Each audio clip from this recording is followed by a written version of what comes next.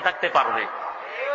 বাদশাহ আওরঙ্গজেব আলমগীর রহমতুল্লাহ আলাই ওলামায়ে কেরামের খেদমত করতেন, তাদের পরামর্শ অনুযায়ী রাষ্ট্র চালাইতেন। দীর্ঘ 47 বছর ক্ষমতায় আদিষ্ট ছিলেন। 47 বছর। চতুর্দিক অন্ধকার দেখলে হুজুরের কথা মনে পড়ে। ভারতবর্ষের বাদশাহ ছিল বাদশাহ গিয়াসউদ্দিন বলবন। তৎকালীন ভারতবর্ষের সবচেয়ে বড় হুজুর হযরত নিজামউদ্দিন আউলিয়া রহমতুল্লাহ আলাইহি। শত্রুরা এসে বাদশার কান ভরল যে বাদশাহ, নিজামউদ্দিনের দরবারের যে হাবভাব, মনে হয় যেন পুরা ভারতবর্ষ তার দরবারে এসে ভিড় করতেছে। এখন শুধু তার দাবির বাকি। আজ যদি নিজামউদ্দিন দাবি করে সেই ভারতবর্ষের বাদশাহ, সেই বাদশাহ হয়ে যাবে, আপনার বাদশাহই আর টিকবে না। যারা ক্ষমতা লিপ্সু, যারা ক্ষমতার লুবি, এরা এ ধরনের আলেম ওলামাদেরকে ভয় পায়। উপর দিয়ে যতই সাহস দেখাক না কেন, ভিতরে ভিতরে কিন্তু ভিতরে ফানি থাকে না, ভয় পায়। বাদশাহ আতঙ্কিত হয়ে পড়ছে, তাহলে কি করা যায়? বাদশাহ প্রশ্ন করল, নিজামউদ্দিনের দরবারে যে এত লোক আসে, এরা খায় কি? খানার ফিকির। তো এরা আসতে কিছু হাদিয়া, তোহফা, নজর নিয়াজ, উপঢৌকন নিয়ে আসে, এগুলো পাকানো হয়, এগুলো খায়। তো তাহলে হাদিয়া তোহফা বন্ধ করে দিলেই তো খাওয়া দাওয়া বন্ধ হয়ে যাবে। খাইতে না পাইলে তো লোকজন কেটে পড়বে, নিজামউদ্দিন একা হয়ে যাবে, আমার গদি ঠিক থাকবে। বাদশাহ তাই করল, আইন করে দিল, আজ থেকে নিজামউদ্দিন আউলিয়ার দরবারে কোন প্রকার হাদিয়া, তোহফা, নজর নিয়াজ এবং উপঢৌকন পেশ করা নিষেধ, আইনত দণ্ডনীয়। চতুর্দিকে পাহারাদার বসায় রাখছে যাতে কেউ কিছু পেশ করতে না পারে। এই আইনের সংবাদ হযরত নিজামউদ্দিনের কানেও পৌঁছল। তিনি লঙ্গরখানার ম্যানেজারকে ডাকলেন। এমন সংবাদ আমাদের কানে পৌঁছলে আমরা ম্যানেজারকে ডেকে কি বলতাম?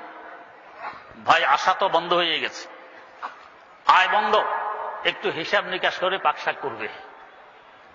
হযরত ম্যানেজারকে ডেকে বললেন, ভাই, আজ থেকে ডবল পাকাইতে হবে,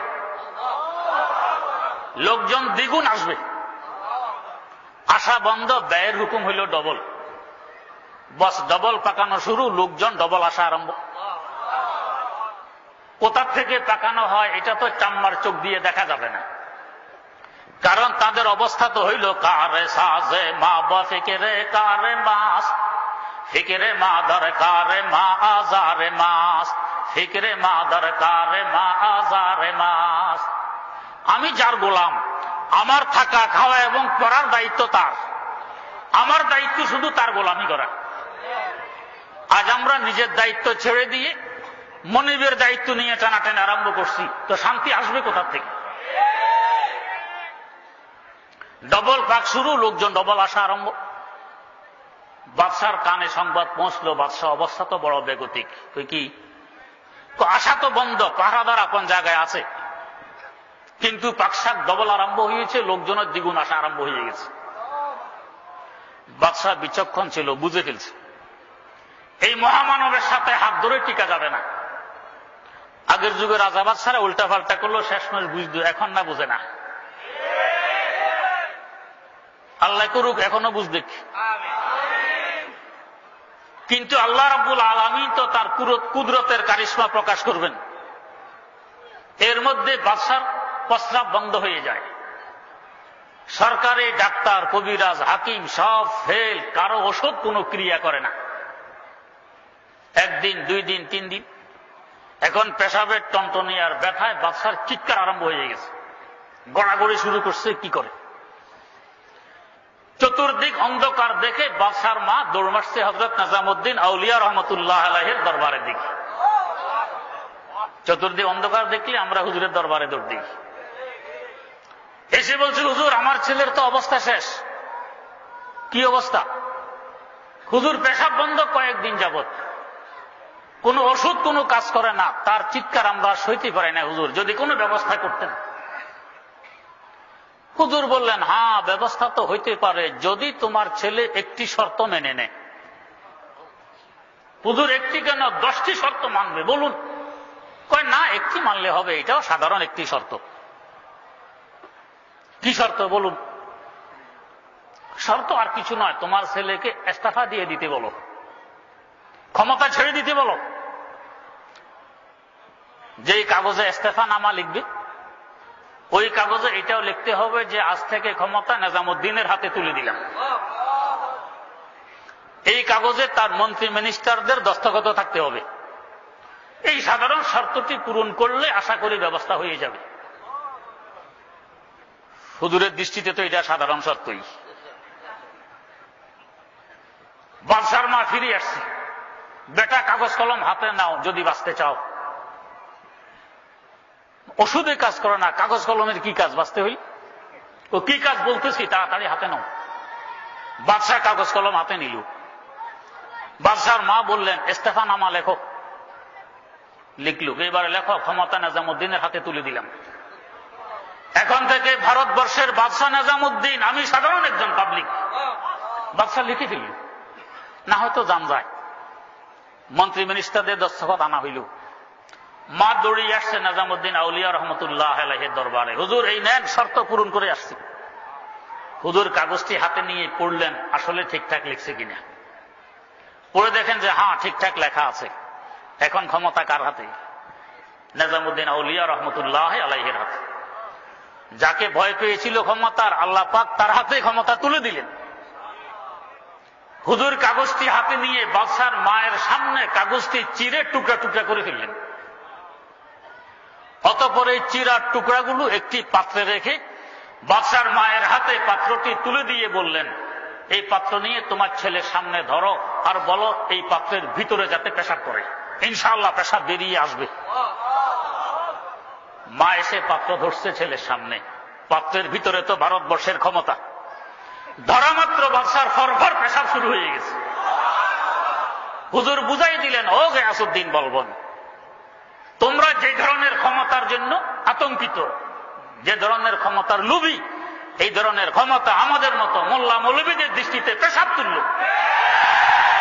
এই ধরনের ক্ষমতা আমরা পেশাবও করি না, তোমরা করো।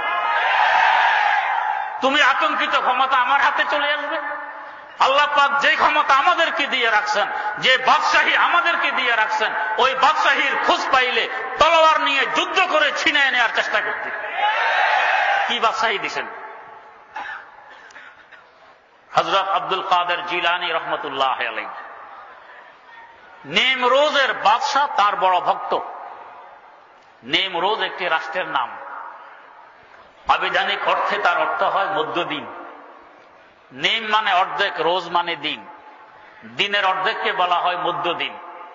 এই হিসাবে নেমরোজের বাদশার অর্থ দাঁড়ায় মধ্যদিনের বাদশাহ।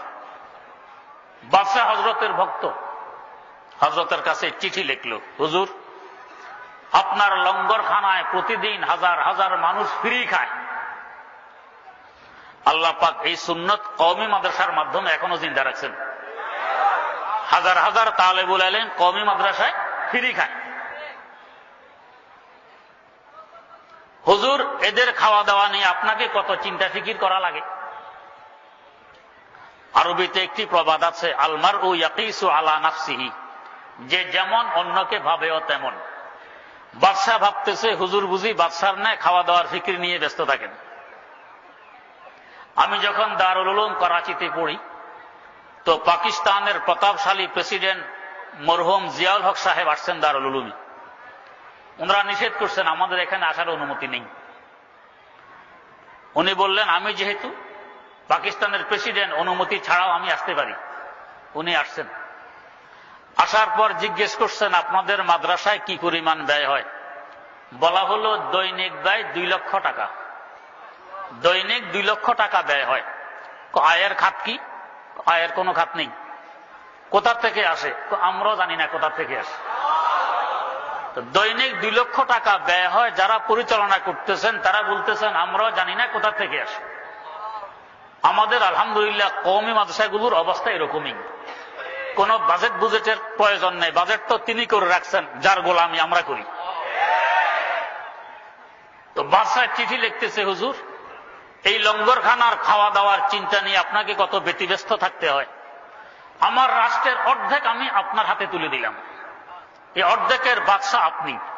এখান থেকে যা ট্যাক্স এবং খাজনা উসুল হবে এই দিয়ে আপনার লঙ্গরখানা চলবে, আপনাকে লঙ্গরখানা নিয়ে আর চিন্তা ফিকির করা লাগবে না।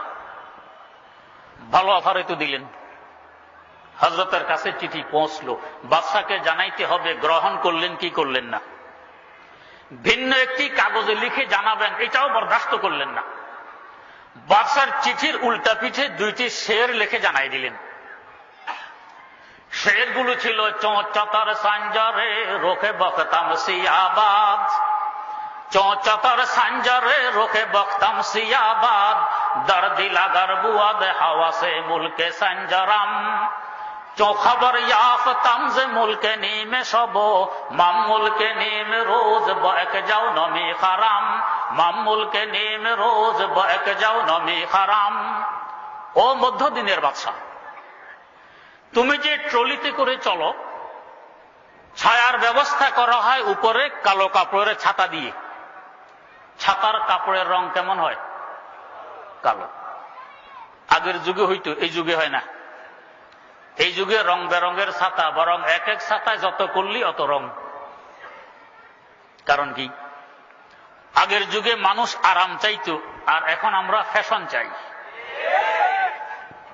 কালো কাপড়ের ছাতা মাথায় দিয়ে রোদ্রে গেলে, কালো কাপড়ের বৈশিষ্ট্য হইল ছায়া গাঢ় হয়, গরম কম লাগে।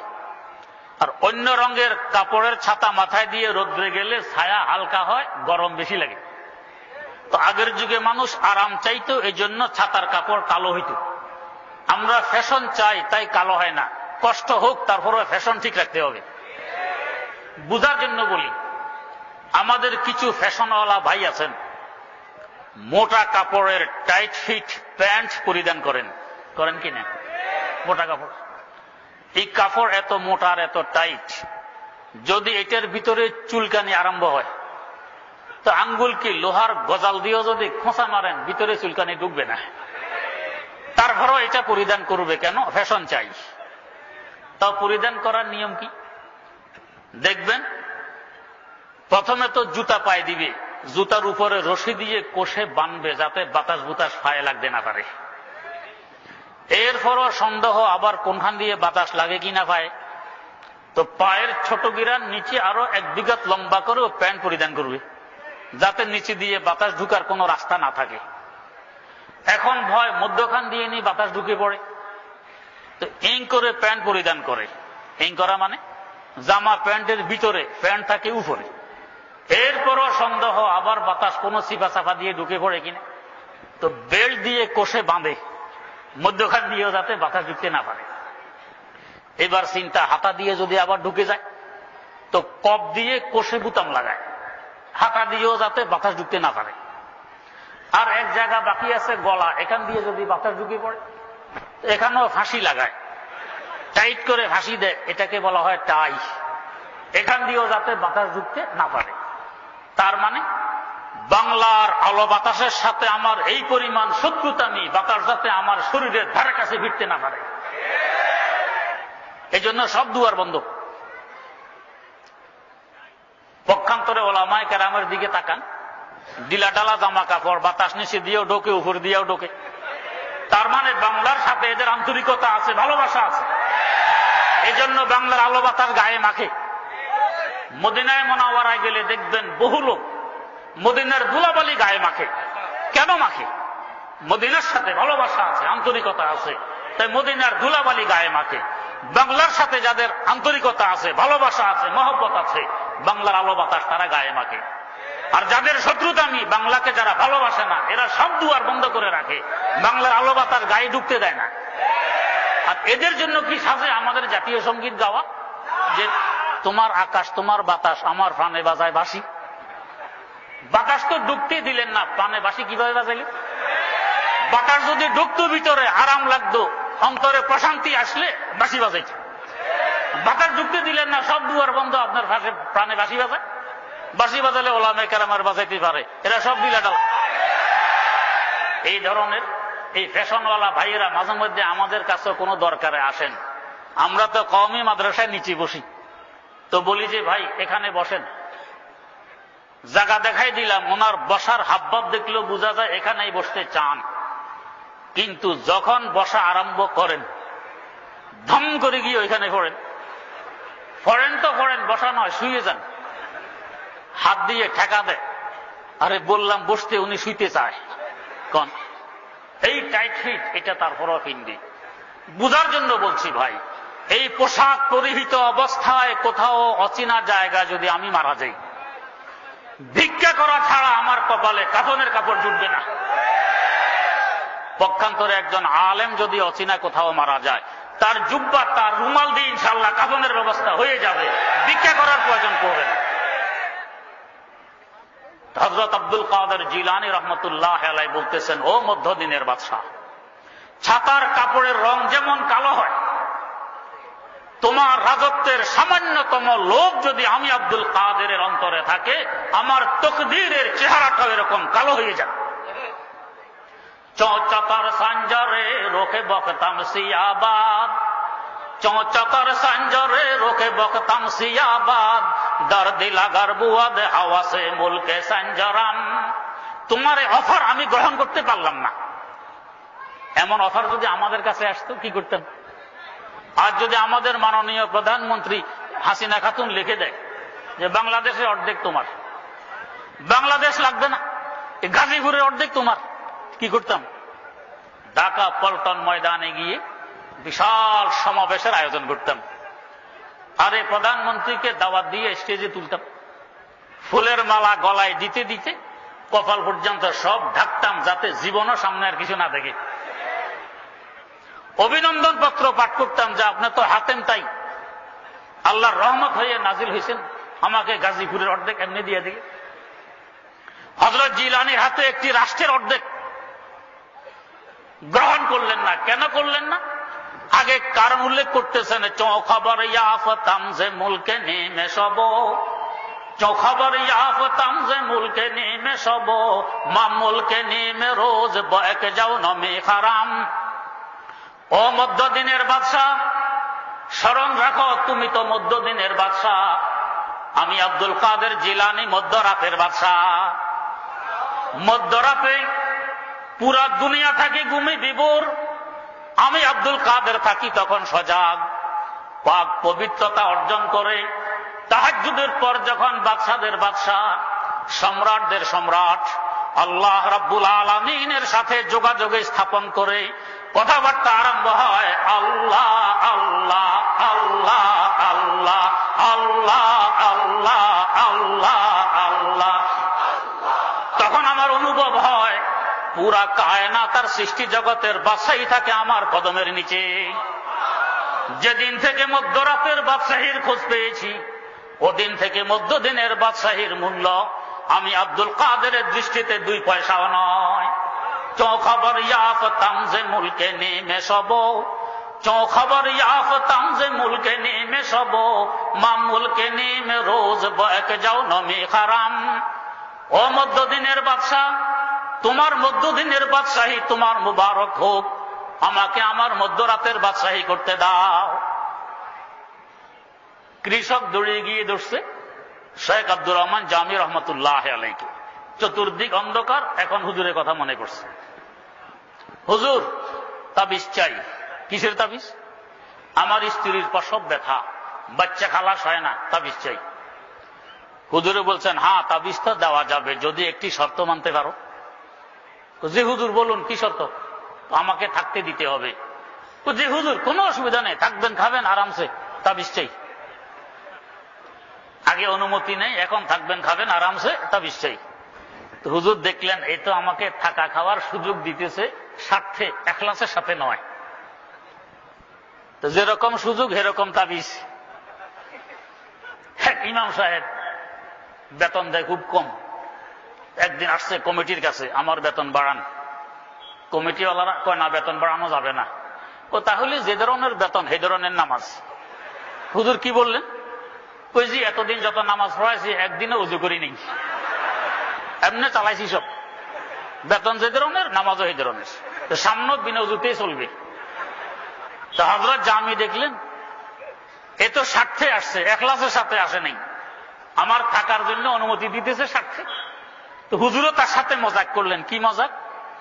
এক টুকরা কাগজ নিয়ে 2টি পংক্তি লিখলেন, তো মোরা জাসদ হরম রানী যে জাসদ জানে দেহ কানে জায়াদ ইয়া না জায়াদ, জানে দেহ কানে জায়াদ ইয়া না জায়াদ। আল্লাহর বড় মেহেরবানি, আমার থাকার ব্যবস্থা হয়ে গেছে, আমার গাদারও থাকার ব্যবস্থা হয়ে গেছে। কৃষকের স্ত্রীর প্রসব হোক আর না হোক আমার হয়ে গেছে। এটা লিখে তার হাতে তুলে দিলেন। মূর্খ কৃষক বেচারা, সে মনে করছে হুজুর তো তাবিজ লিখে দিয়েছেন, এনে ব্যবহার করছে তো বাচ্চা খালাস হয়ে গেছে। আল্লাহু আকবার। হরফে হরফে ও শিফা হাসতো হুদা বাহারে রশিদ। শুধু একদিন যে খালাস হয়েছে তা নয়, দীর্ঘ 750 বছর থেকে পরীক্ষিত। এই দুইটি পংক্তি কোন কাগজে লিখে বাম উরুতে বেঁধে দিলে অতি সহজে বাচ্চা বেরিয়ে আসে। কিসের বরকত? ওয়া নুনাজ্জিলু মিনাল কুরআনে মা হুয়া শিফা। কোরআনী তেলাওয়াত দ্বারা জবান তরুতাজা, কোরআনী জিন্দেগি দ্বারা দেহ আবাদ। এই জন্য যা মুখ দিয়ে বের হয়, যা হাত দিয়ে বের হয়, তার প্রভাব পড়ে, আসর পড়ে। তো দৈহিক রোগের চিকিৎসা কোরআনে পাইলাম, শান্তির প্রথম শর্ত। আত্মার রোগের চিকিৎসাও কোরআনে কারীম। সাইয়েদেনা ফারুক আজম হযরত ওমর রাদিয়াল্লাহু তাআলা আনহু আত্মার কত বড় রোগী, দোজাহানের বাদশার মাথা মুবারক কেটে নিয়ে আসবে এই সাহস উনি ছাড়া আর কেউ করেনি। আবু জাহাল করেনি, আবু সুফিয়ান করেনি, আবু লাহাব করেনি, উতবা সাহেবা করেনি। খাত্তাবের বেটা ওমর, আমি কল্লা নিয়ে আসবো ঘোষণা দিয়ে খোলা তলোয়ার হাতে নিয়ে চলছেন। কত বড় রোগী হলে এই কাজ সম্ভব হয়। আদাফতে যাওয়ার পর একজন সাহাবীর সাথে সাক্ষাৎ। ওমরের মতিগতি দেখেই বুঝে ফেলছেন একটা কিছু ঘটাবে। জিজ্ঞেস করলেন, ওমর কোথায় যাও, কি জন্য যাও? তো মুহাম্মদের কল্লা আনতে যাই, সোজা সাজা কথা। সাহাবী দেখলেন এখন যদি আমি বাধা দিই আমারও কল্লা যাবে, মুহাম্মদের কল্লাও নিরাপদে থাকবে না। তাই তিনি কৌশল অবলম্বন করলেন। আল্লাহ পাক যাদেরকে নূরে কুরআন দান করছেন এদেরকে কৌশলী বানাই দিয়েছেন। এদের কৌশলের সাথে অন্য কেউ কুলাইতে পারে না। আপনারা অনেকেই চিনেন আল্লামা মুস্তাফা আল হোসাইনি দামাত বারাকাতুহু।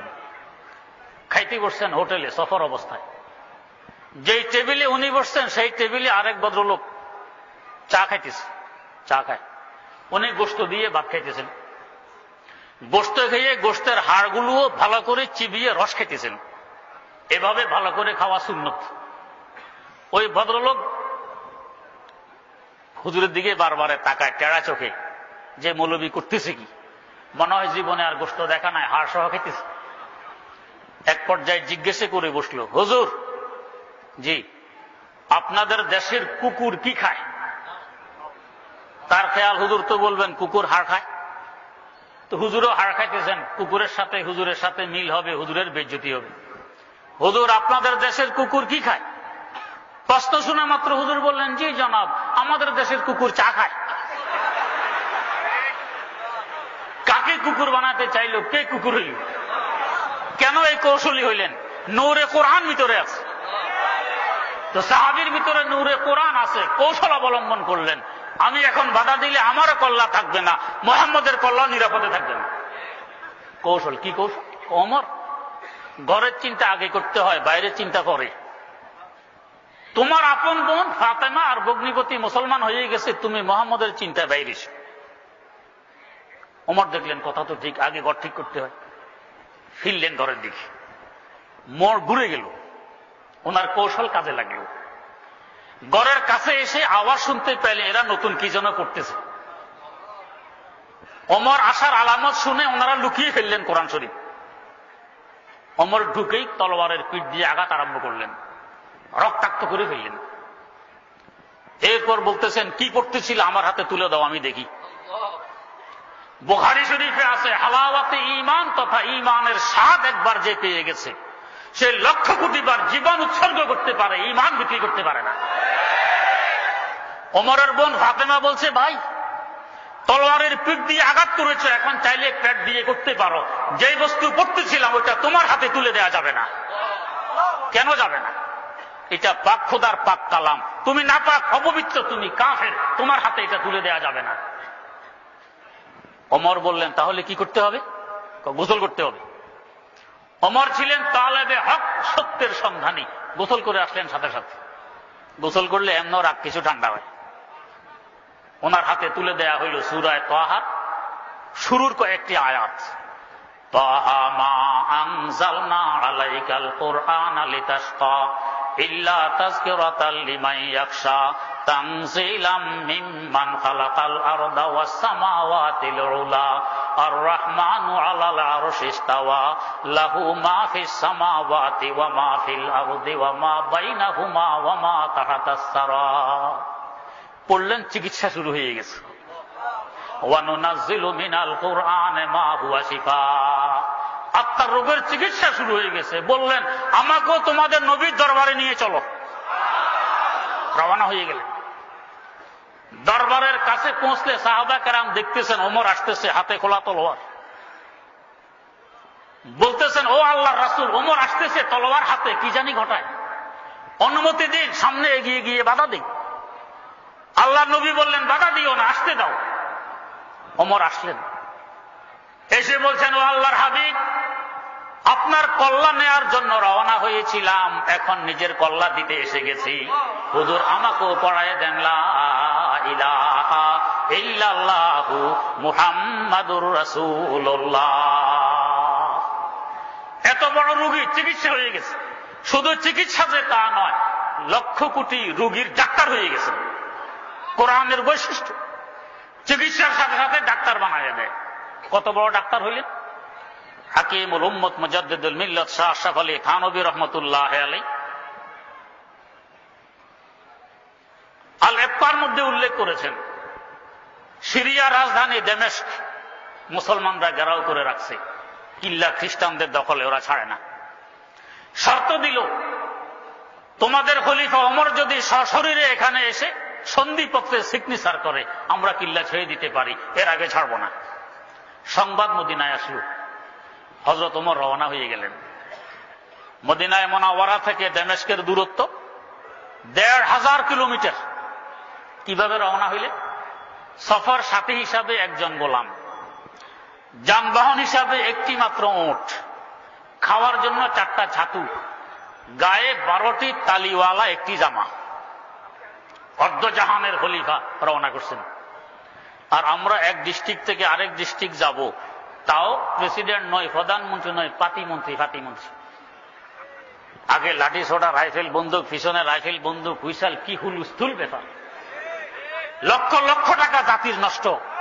কেন এই অবস্থা? আর ওমর কেন এইভাবে সাদাসিধা চলতেছেন? ওমর বোঝেন আমি ন্যায়পরায়ণ শাসক, আমি জুলুম করি না, দুর্নীতি করি না, অন্যায় করি না, দলীয়করণ করি না, আত্মীয়করণ করি না। এই জন্য আমার কোনো ভয় নেই। ভয় তো আছে একজনের, জবাবদেহিতা তার কাছে করতে হবে। আর আমরা বুঝি আমি দুর্নীতিবাজ, আমি চোর, আমি ডাকাত, আমি জালেম, আমি জাতির পয়সা মেরে খাই, বুঝি। এই জন্য এত লাঠি ছোটার দরকার হয়, নাহলে দরকার হয়। গোলামের সাথে চুক্তি করলেন। গোলাম, এক মঞ্জেল তুমি ওটের পিঠে বসবে, আমি লেগাম টানবো, আরেক মঞ্জেল আমি বসবো, তুমি লেগাম টানবে। আছে দুনিয়ার কোন শাসক এমন দৃষ্টান্ত কায়েম করতে পারে? এভাবে চলছেন। এক মঞ্জেল গোলাম ওটের পিঠে, খলিফাতুল মুসলিমিন লেগাম টেনে চলেন। শেষ মঞ্জেলে গিয়ে দেখেন ঘটনাক্রমে ওমরের ভাগে পড়ছে লেগাম টানা, গোলামের ভাগে পড়ছে পিঠে বসা। গোলাম বলছে হুজুর কেমন হবে? রোম সম্রাটের প্রদেশ সিরিয়া, তৎকালীন বিশ্বের সুপার পাওয়ার, এরা যদি দেখে খলিফাতুল মুসলিমিন একজন ওটের রাখাল, কি মনে করবে? যাই মনে করুক, তোমাকে পিঠে বসতে হবে, এটা তোমার হক। গোলাম বলছে হুজুর আমার হক আমি ছেড়ে দিলাম। ওমর বলেন গোলাম তোমার হক তুমি ছেড়ে দিয়েছ ঠিক, এই কথা এক সময় ইতিহাসে লিপিবদ্ধ হবে, দুনিয়াবাসী বুঝবে। ওমর ক্ষমতার দাপটে 2 মঞ্জেল ওটের পিঠে বসা ছিল, গোলাম বেচারা দুর্বল হওয়ার কারণে 2 মঞ্জেল ওটের রশি টেনে টেনে আসতে বাধ্য হয়েছিল। ওমরের রশি ধরলেন, গোলাম পিঠে, কিল্লার কাছে পৌঁছলেন। হাকিমুল উম্মত লেখেন খ্রিস্টান নেতা নেত্রীরা আর পাদ্রীরা কিল্লার প্রাচীরের উপর থেকে তাকাইয়াছে কিভাবে খলিফাতুল মুসলিমিন আসতেছে। কাছে পৌঁছার পর এমনি চাবি নিক্ষেপ করে দিল কিল্লার, কোন সন্ধিপত্রের দরকার নেই, কিল্লা তোমার হাতে তুলে দিলাম। তার পাশাপাশি বলছে ওমর, শুধু কিল্লা তোমার হাতে দিলাম তা নয়, আমাদের কল্লাও তোমার হাতে তুলে দিলাম, আমরাও পড়ে নিলাম লা ইলাহা ইল্লাল্লাহু মুহাম্মাদুর রাসূলুল্লাহ। জিজ্ঞেস করা হইল, এখনো কোন সন্ধিপত্রে চুক্তি হয়নি, ওমর দ্বীনের দাওয়াত দেয়নি, কেন কিল্লা ওমরের হাতে তুলে দিলে? ওমরের গোলামের লিস্টিতে কেন নাম লেখাই দিলে? খ্রিস্টান পাদ্রীরা বলছে, আমরা আমাদের ধর্মীয় গ্রন্থে লেখা দেখেছি, এক সময় মদিনা থেকে একজন শাসক এখানে আসবে, সে এখানে আসলে বিশ্বের এমন কোন শক্তি নেই যে এই কিল্লা ধরে রাখতে পারে, কিল্লা তার হাতে চলে যাবে। তার পাশাপাশি একথাও লেখা ছিল, ওই মহামানব যে ধর্মের অনুসারী, ওই ধর্মটি হবে সত্য এবং হক ধর্ম। সত্য বুঝে আসলে মেনে নেয় বুদ্ধির পরিচয়, তাই আমরা ওই সত্য বুঝে আসার পর মেনে নিলাম লা ইলাহা ইল্লাল্লাহু মুহাম্মাদুর রাসূলুল্লাহ। আমাদের ধর্মীয় গ্রন্থে লেখা আছে, ওই মহামানবের হাতে থাকবে ওটের রশি, গায়ে থাকবে তালিওয়ালা জামা, ওটের রশি টানতে টানতে সে এই জমিনে পৌঁছবে। जो न थे खुद राह पर गए रूह के हादी बन गए, क्या नजर थी जिसने मुर्दों को मसीहा कर दिया। এক সময় এত বড় আত্মার রোগী দোজাহানের বাদশার শিরুচ্ছেদ করার জন্য রওনা হয়েছেন, আর এক সময়